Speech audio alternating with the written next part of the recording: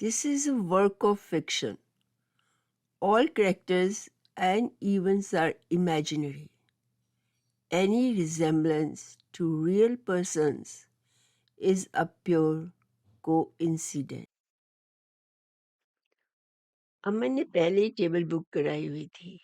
हम चारों एक कॉर्नर की टेबल पर बैठ गए।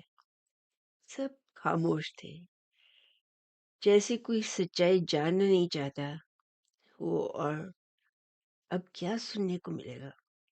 पर सच्चाई से कब तक नजर चुराई जा सकती है? इसका सामना तो करना ही पड़ेगा।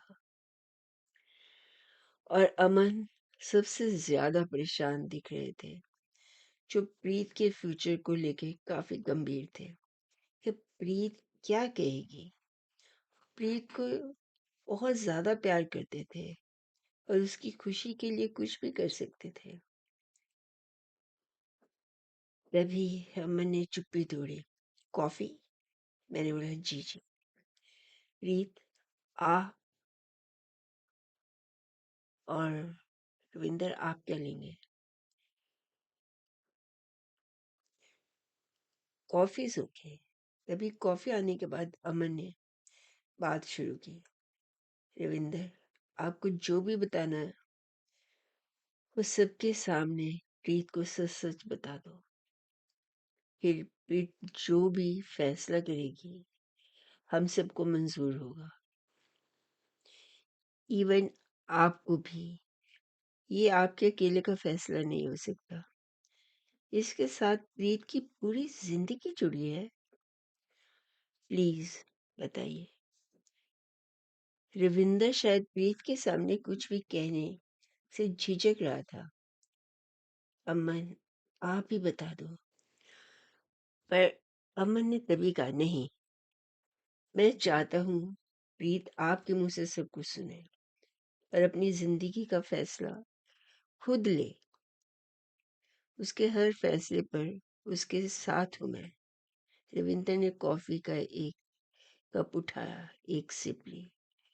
लगता था सब कहने की हिम्मत जुटा रहा हो, जिसको कहने से उसकी जुबान उसका साथ देने के लिए इनकार कर रही थी।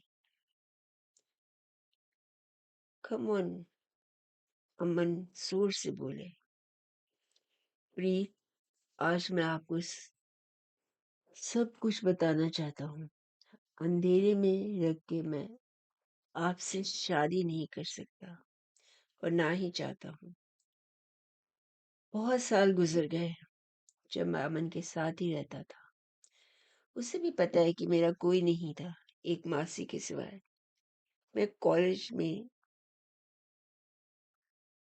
पढ़ता था, ट्यूशंस करता था और बाकी अमन ही मेरा सारा का सारा खर्चा दे देते थे। इसका एहसान है कि मेरी हर तरह से मदद करता था, पैसों से भी। और कई बार कॉलेज की फीस यही देता था। इसी के कपड़े भी मैं पहन लेता था और ये मेरे लिए अपने साइज से थोड़े बड़े कपड़े बनवा लेता था कि मैं आसानी से पहन सकूं। इसने मुझे कभी भी इन बातों का एहसास नहीं होने दिया। कभी कभी मुझे सबके साथ टेबल पे भी ले जाता और मैं भी बहुत खुश होता। दिल ही दिल में मैं प्रीत को चाहने लगा था। हाँ, आपको। शायद मुलाकातें बातें नहीं हुई। मुझे लगता था कि प्रीत भी मुझे पसंद करती है। जब भी मैं सुबह कॉलेज जाता प्रीत रोज मुझे गार्डन में दिखती। बस आंखों से आंखें मिलती और वो मुस्कुरा देती। ये सिलसिला ऐसे ही चलता रहा। मैं बहुत चाहता था कि किसी तरह मैं प्रीत से अपने प्यार का इजहार करूं। पर तभी अपनी हैसियत मेरे सामने आ जाती थी। वो इतनी अमीर, लाडों में पली और मैं उसके भाई के रहम पर अपनी जिंदगी काट रहा था। एक दिन दिवाली की रात थी।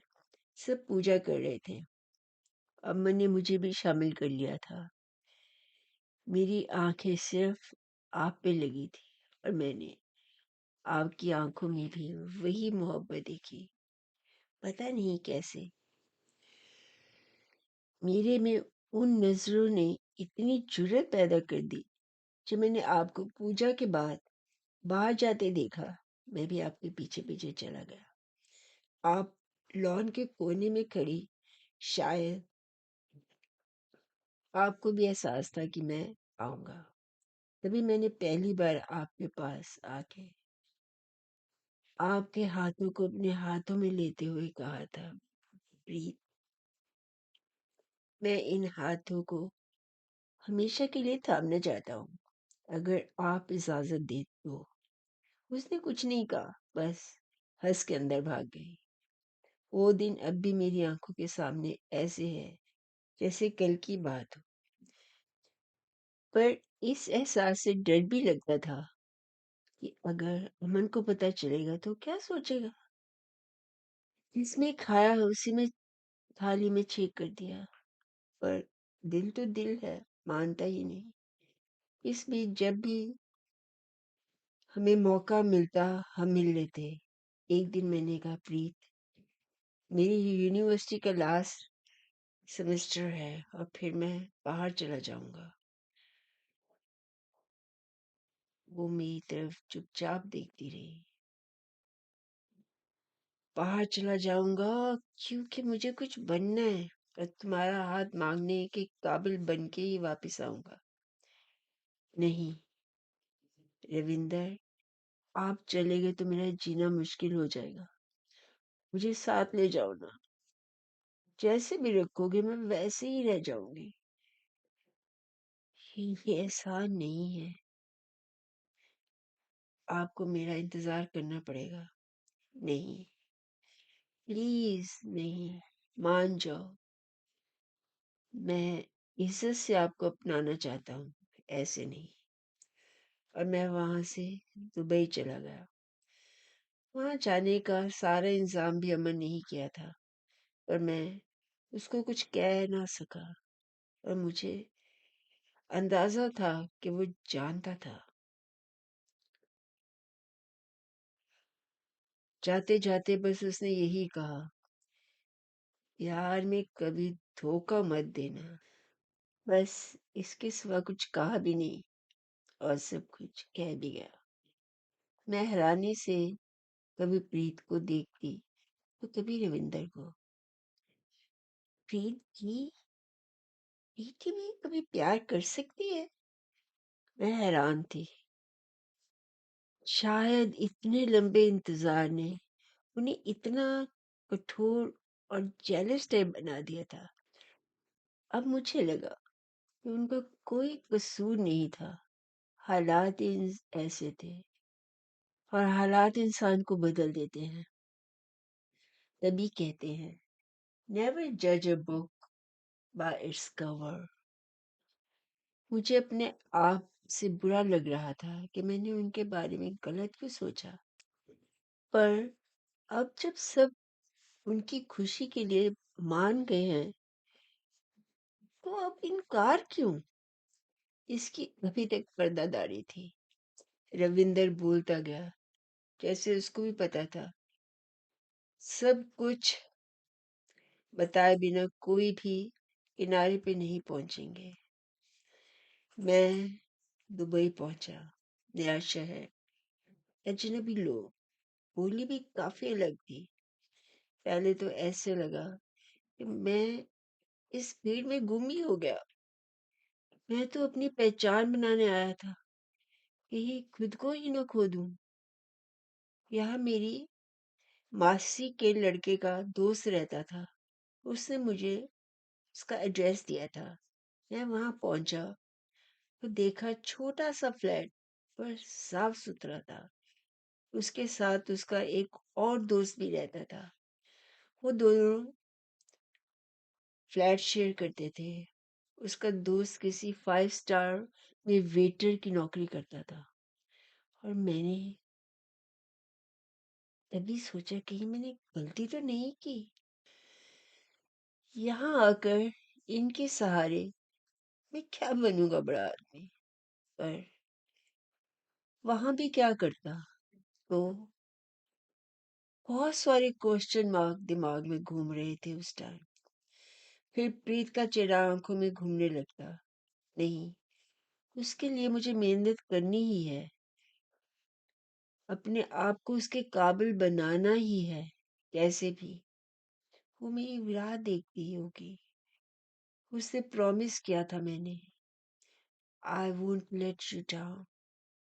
ऐसे ही वक्त ने भागना शुरू कर दिया, फिर कुछ भी हासिल नहीं हुआ। एक दिन एक हादसे ने मेरी जिंदगी बदल दी। मैं कुछ खरीदारी के लिए पैदल ही जा रहा था। फिर मेरे आगे एक गाड़ी रुकी। तभी मेरे आगे एक गाड़ी रुकी। उसमें से एक औरत बाहर निकली।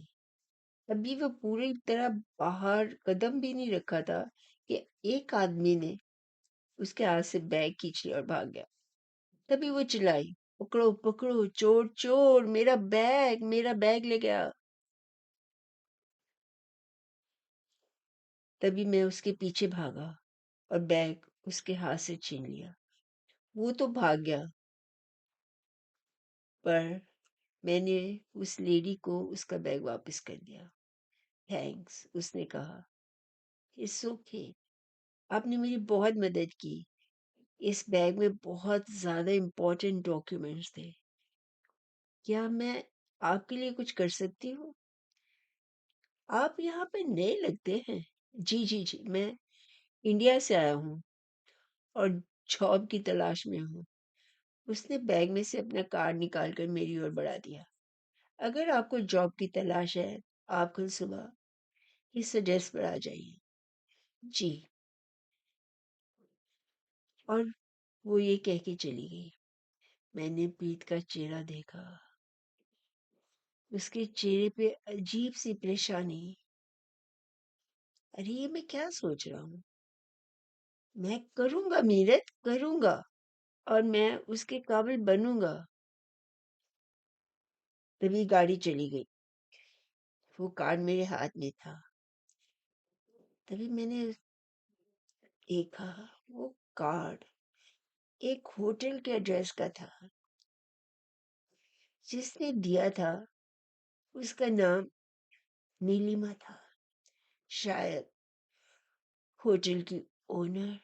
मैं हैरान था अपनी किस्मत पर। ऐसे लगा जैसे रब ने मेरी चाय सुन ली। या लगा शायद प्रीत भी वहां रब से मेरी कामयाबी की दुआ कर रही होगी और उसकी दुआ पूरी होने का रास्ता रब ने दिखा दिया। पर फिर आपने फोन क्यों नहीं किया? तभी प्रीत बोली। अब मैंने कहा, प्रीत चुप, पहले पूरी बात तो सुन लो। मगर श्श, वो चुप हो गई। पर उसे चुप्पी में भी कई सवाल छुपे हुए थे, जिनके जवाब जानने के लिए वह बेचैन हो रही थी। कि मैं अगले दिन ही सुबह होटल चला गया। रात भर दिन का इंतजार ही करता रहा, बिना सोए, बस नौकरी मिल जाए तो प्रीत को बता दूं। उस दिन मैं काफी एक्साइटेड था, पर थोड़ा डरा हुआ भी। कि होटल के बारे में तो मुझे कुछ भी एक्सपीरियंस नहीं। अरे, हो जाएगा। अच्छा, अच्छा सोचो तो अच्छा होगा, मैंने अपने दिमाग में कहा। मैं होटल पहुंचा। भी मैं अंदर भी नहीं गया था कि एक छोटी सी लड़की बाहर की तरफ भाग रही थी। बिना इधर उधर देखे सड़क में पहुंच गई। बस गाड़ी के नीचे आ ही जाती कि मैंने उसे धक्का देकर पीछे कर दिया और गाड़ी मुझे कुचल के चली गई।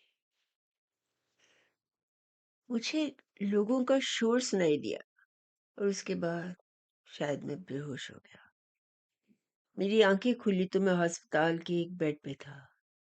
मैंने अपनी टांगे हिलाने की कोशिश की, कि मैं बैठ सकूं। और ये क्या, लेफ्ट टांग पर प्लास्टर था और वह अंधी सी हुई थी। तभी एक आवाज मेरे कान में टकराई, प्लीज प्लीज प्लीज उठने की कोशिश मत कीजिए, डॉक्टर ने मना किया है।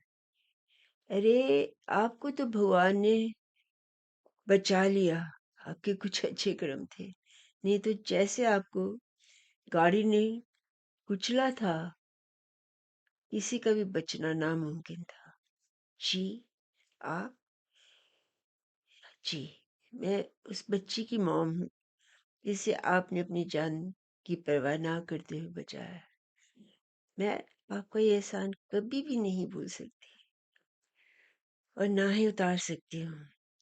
मैंने सिर पर हाथ रखा तो महसूस किया वहां भी पट्टियां बंधी हुई थी और काफी दर्द था, बाजुओं में और हाथों में, जगह जगह पर खरोच थी। मेरे मुंह से निकल गया, ओह प्लीज करवट मत लीजिए, आपकी बैक पर भी चोट लगी है। मैं अभी डॉक्टर को बुलाती हूँ।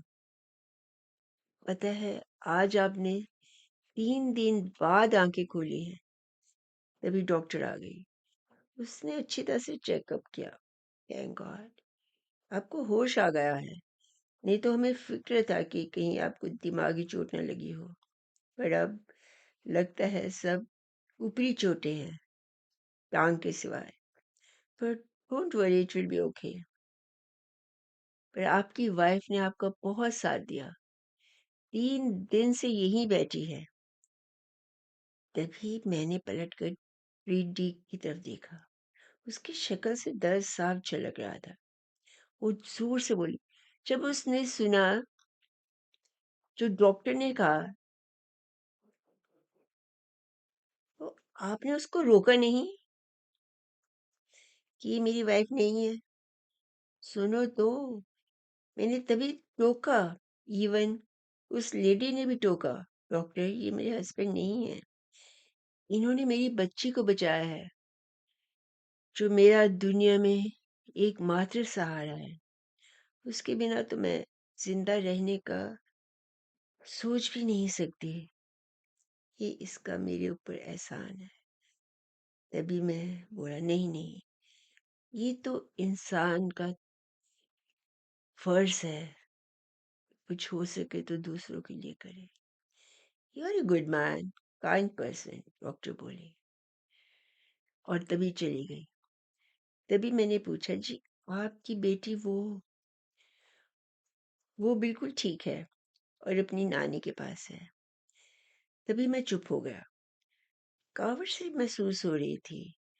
मैंने आंखें बंद कर ली और प्रीत, आप मेरी आंखों के सामने थे। तभी मुझे आपकी बहुत याद आई और ज़रूरत भी महसूस हुई।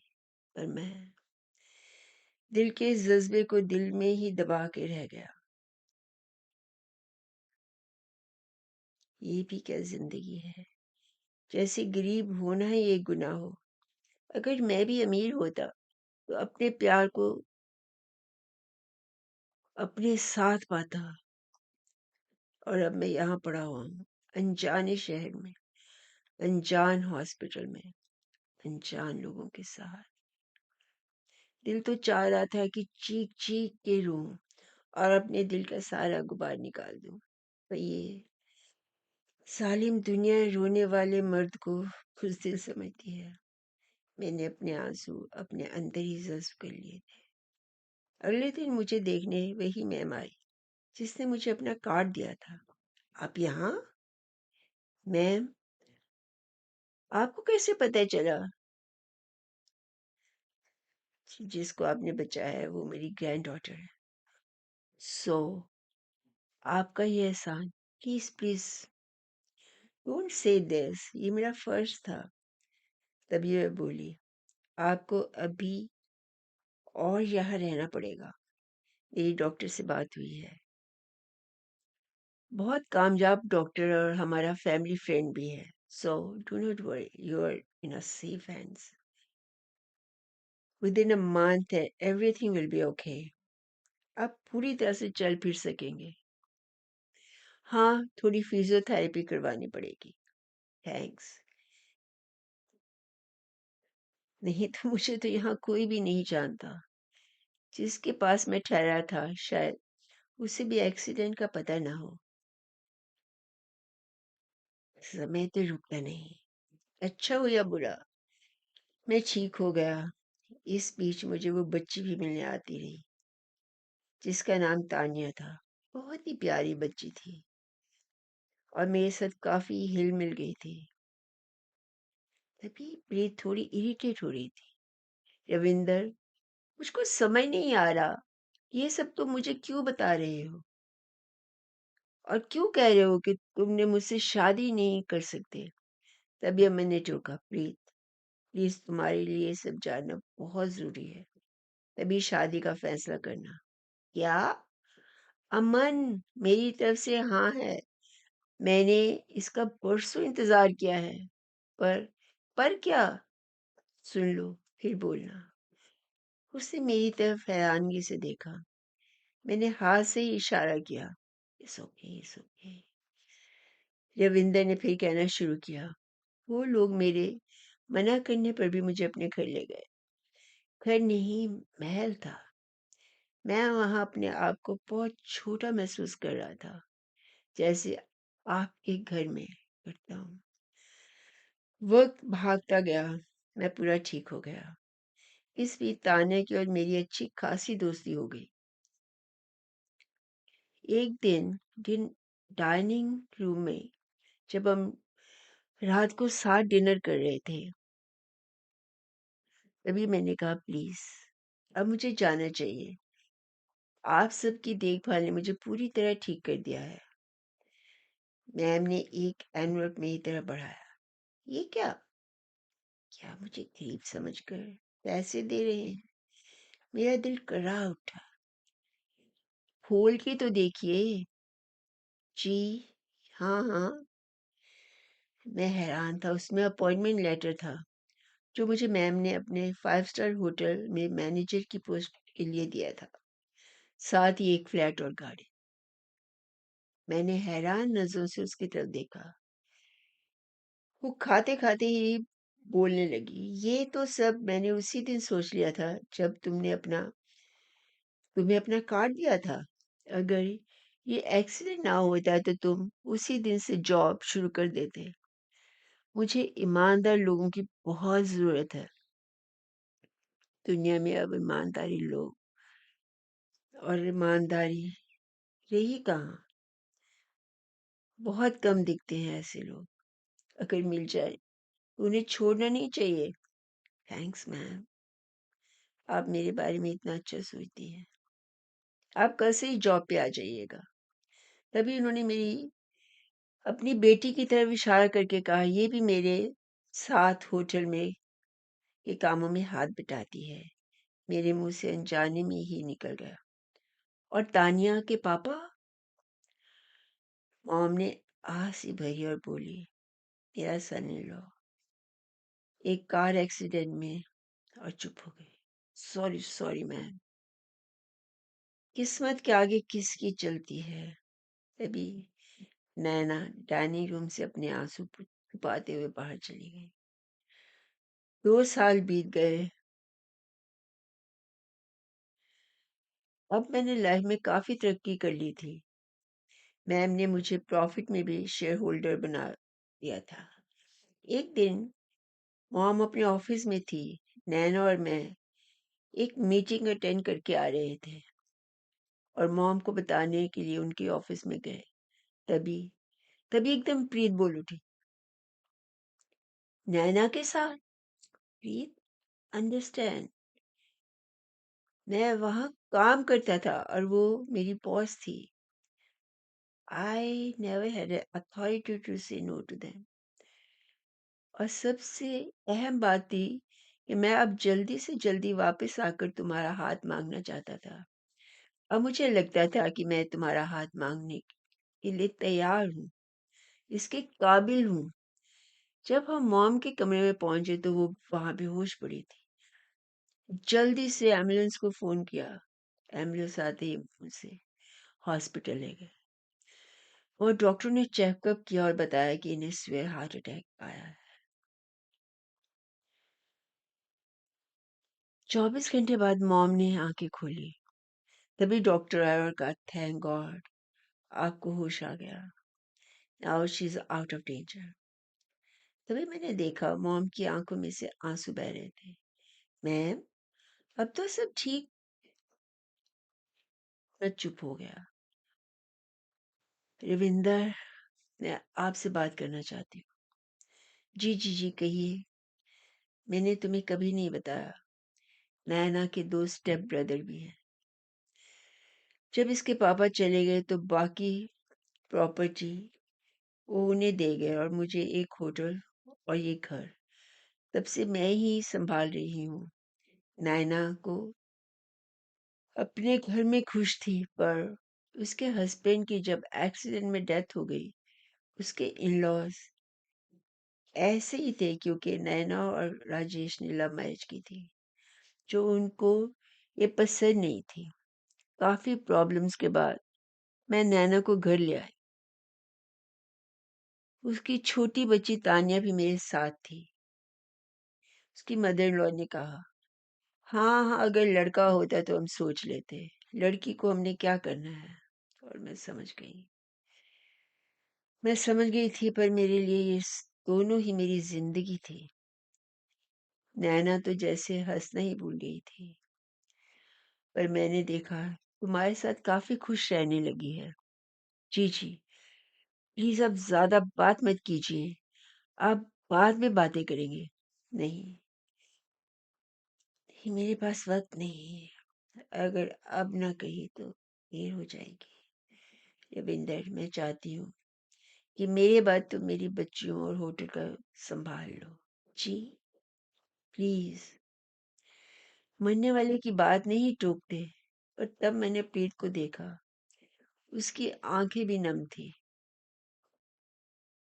पर कुछ नहीं, आप नैना से शादी कर लो कि मैं इत्मीनान से बेफिक्र होके दुनिया छोड़ सकूं।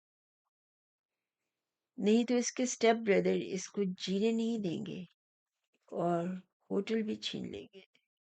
Please Ravinder, I beg you. अरे रब्बा, मैं क्या करूं?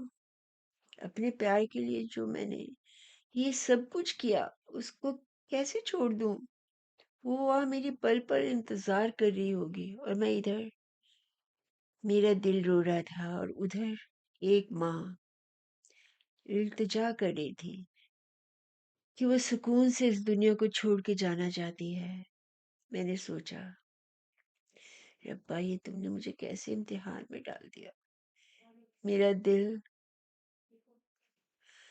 अपने प्यार को पाने के लिए बेचैन था।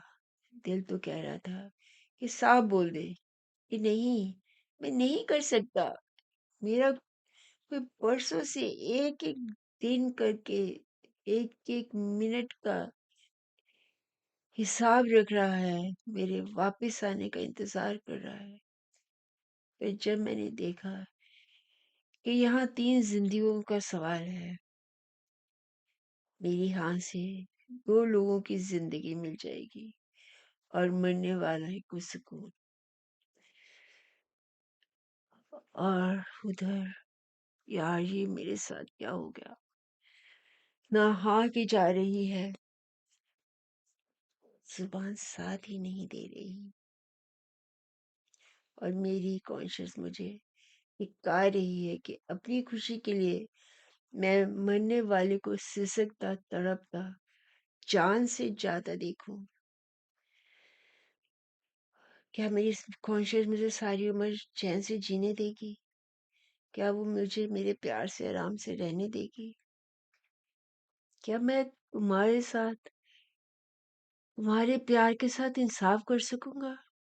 अजीब सी कशमकश मेरे अंदर चल रही थी कि मैम ने फिर मुझे देखा। नहीं नहीं नहीं, कोई जबरदस्ती नहीं, बस एक माँ की इल्तिजा थी, वो भी अपनी ममता या तो मजबूर हो गई। अब शायद मैं मर के भी सुकून ना पा सकूं। नहीं नहीं मैम, आप ऐसा मत कहिए। रब सब अच्छा करेंगे।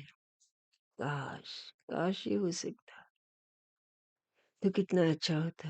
नहीं नहीं मैम, मैं तानिया को कभी भी अकेले नहीं रहने दूंगा। तभी देखा हॉस्पिटल के कमरे का दरवाजा खुला और नैना तानिया का हाथ पकड़ के अंदर आ रही थी। मैं मॉम मैम से कुछ दूर हट गया। तभी तानिया नानो नानो करती मॉम से चिपट गई। नानो, घर चलो, मेरा आपके बिना दिल नहीं लगता। मॉम भी कुछ नहीं बोलती, मेरे साथ कोई खेलता भी नहीं। तभी मैम ने नैना को अपने पास बुलाया। क्या हुआ? क्या कह रही है तानिया? वो जोर जोर से रोने लगी। मॉम, दोनों भाई आए थे और धमका रहे थे। अरे, इसमें रोने की क्या बात है? ये तो सालों से हो रहा है। कुछ नहीं होता। मॉम, अब जल्दी ठीक हो जाओ। मैं बहुत अकेली पड़ गई हूँ। आपके पास जैसी हिम्मत मेरे पास नहीं है। मैं अकेले जिंदगी से नहीं लड़ सकती। उसकी मॉम ने एक आवाज़ ली और बोली, रविंदर, आज मेरे पास सब कुछ है, पर मेरे हाथ खाली हैं। इतनी प्रॉपर्टी, पैसा मुझे जिंदगी नहीं दे सकते जो मुझे चाहिए अपने बच्चों के लिए, उनकी हिफाजत के लिए। मैं पल पल मौत के करीब होती जा रही हूँ और जिंदगी जिंदगी मेरे हाथों से जैसे रेत की तरह फिसल रही हो।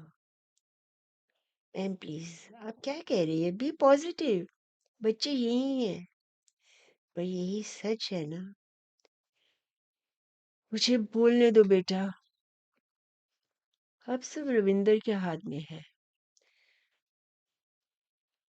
ये वो कह रही थी। अगर वो तुम्हें अपना कर मुझे सुकून दे और मेरी मौत को आसान कर दे। सिर्फ यही एक रोशनी की किरण दिख रही है। जिंदगी घोर अंधकार में है। मेरी आंखों के आगे अंधेरा सा छा रहा था।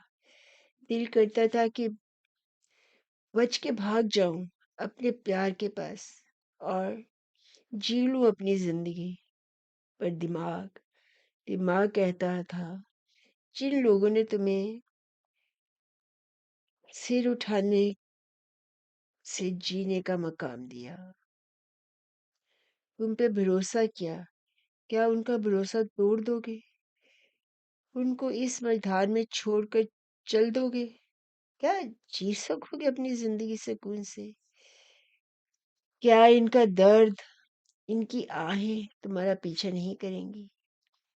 क्या प्रीत को पूरा प्यार और खुशी दे सकोगे जब खुद ही दर्द के सागर में डूब रहे हो? तो उसको क्या दोगे? ये तो शायद भगवान भी माफ नहीं करेगा जब तुम खुद ही गुनाहगार और मतलबी अपने आप को समझोगे। मैम की आंखें उम्मीद भरकर मेरी ओर फिर से देख रही थी और मैं नजर चुरा रहा था। उनका दर्द आहिस्ता आहिस्ता मेरे प्यार पर भारी पड़ रहा था।